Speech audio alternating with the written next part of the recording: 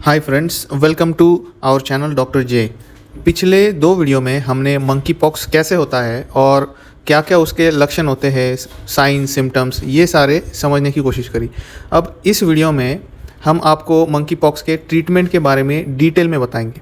हमें आशा है कि हमारी मंकी पॉक्स की इस वीडियो सीरीज़ को देखकर आप सब एक कदम आगे ही रहेंगे, क्योंकि डेली बेसिस पे इसकी केसेस बहुत ज़्यादा बढ़ रही है और इसलिए हमें अप टू डेट रहना बहुत ज़रूरी होता है। एक वायरल इन्फेक्शन होने की वजह से मंकी पॉक्स का ट्रीटमेंट बाकी वायरल इन्फेक्शन से बहुत ज़्यादा अलग नहीं होता है।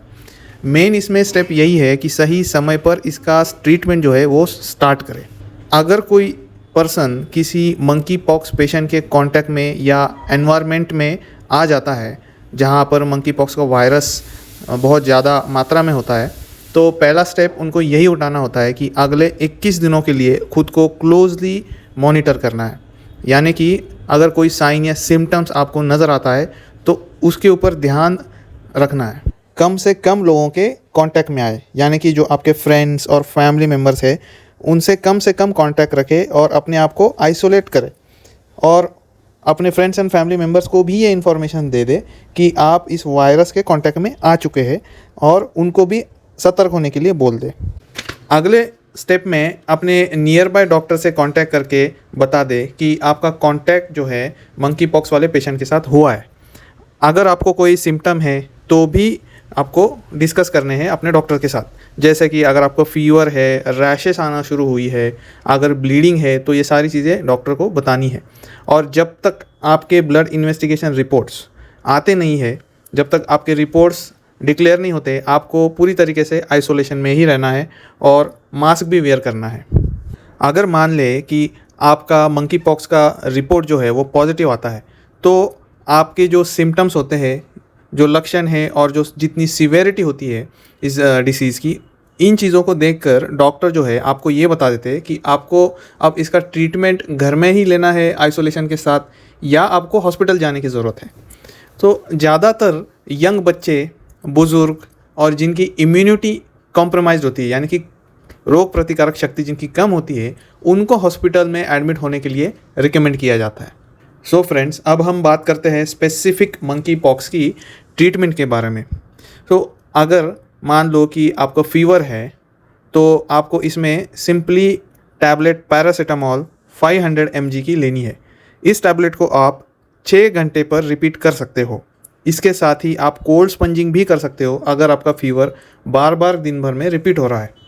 फीवर की वजह से पेशेंट्स को काफ़ी स्वेटिंग होती है और स्वेटिंग की वजह से सॉल्ट लॉस होता है और एग्जॉशन होता है, यानी कि बहुत सारी थकावट महसूस होती है।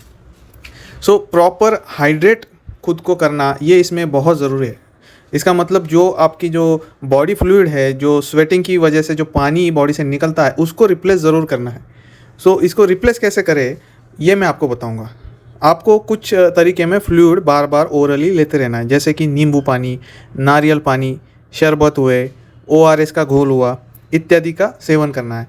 इसके साथ अगर आप मान लो हॉस्पिटल में हो तो आपको इस बारे में ज़्यादा चिंता करने की ज़रूरत नहीं होती है, क्योंकि वहाँ पर आपको नॉर्मल सलाइन या फिर रिंगर लैक्टेट का जो सलाइन होता है, जो सॉल्यूशन होता है, वो ऑलरेडी आपको इंट्रावेनस दे दिया जाता है। याद रखें, मंकी पॉक्स में जो हेडेक होता है वो फीवर से होने वाले डिहाइड्रेशन की वजह से ही ज़्यादातर होता है। इसीलिए हमें अपना हाइड्रेशन के बारे में, यानी कि बार बार लिक्विड्स बॉडी में लेते रहना बहुत ज़रूरी होता है। अगर आपको इसके साथ नाउजिया या उल्टी का सेंसेशन है, पेट में जलन होती है, तो आपको सिंपली एक टैबलेट रैनिटिडिन ले लेनी है। अब इसका यूज़ आपको कैसे करना है, ये आपको लेनी है खाली पेट, जब भी आपको पेट में जलन, डिस्कम्फर्ट या नाउजिया यानी उल्टी का सेंसेशन होता है। इसके साथ ही आप डाइजिन का सिरप भी ले सकते हैं, इससे भी आपको काफ़ी रिलीफ मिल सकता है। और नेक्स्ट जो है ट्रीटमेंट में बहुत महत्वपूर्ण एक टैबलेट है जो हम बहुत अच्छे से जानते हैं, उसका नाम है विटामिन सी। ये 500 मिलीग्राम की गोली होती है और इसका दिन में हमें 2 से 3 बार सेवन करना होता है। जो हमारी इम्यून सेल्स है वो अच्छे से बन जाती है और हीलिंग प्रोसेस में विटामिन सी का बहुत बड़ा रोल होता है। इसके साथ ही आप टैबलेट जिंक ले सकते हो। इसका डोज 50 मिलीग्राम का होता है और ये भी आप 2 बार दिन में ले सकते हो। स्किन रैश या ब्लिस्टर होने पर खारिश आपको बिल्कुल भी नहीं करनी है, इसका ध्यान रहे।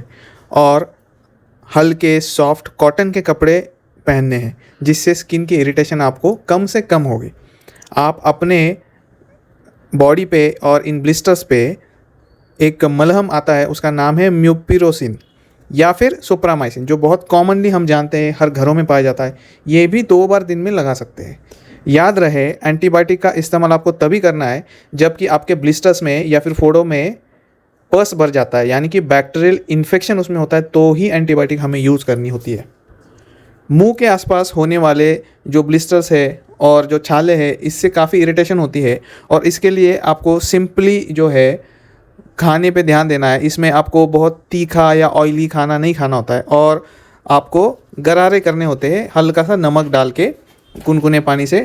इसके साथ ही अगर आपको इन रैशेस में या ब्लिस्टर्स में ईचिंग बहुत होती है, खारिश बार बार करने का मन कर रहा है, तो आप टैबलेट सिट्रिजिन ले सकते हैं 5 मिलीग्राम की डोज में।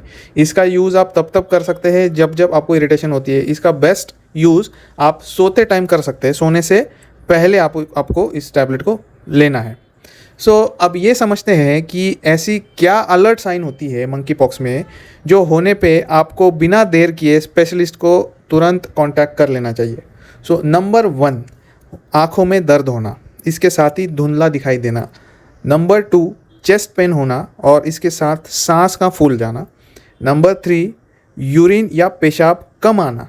और नंबर 4, हमें एनल ब्लीडिंग की समस्या होना या फिर इसके साथ हमें दौरे या फिर सीजर्स का होना। ये ऐसी 4 मेन साइंस है जो जब भी आपको नज़र आए तो बिना देर के हुए आपको स्पेशलिस्ट को, जो डॉक्टर्स होते हैं, उनको तुरंत कांटेक्ट करना होता है, क्योंकि इसके कॉम्प्लिकेशंस हो सकते हैं और काफ़ी ऑर्गन्स में डैमेज बढ़ सकता है। फ्रेंड्स, ये रही मंकी पॉक्स की डिटेल ट्रीटमेंट इन्फॉर्मेशन। इसी तरह की अपडेट्स के लिए हमसे जुड़े रहें और चैनल को सब्सक्राइब करना ना भूलें। See you in the next video.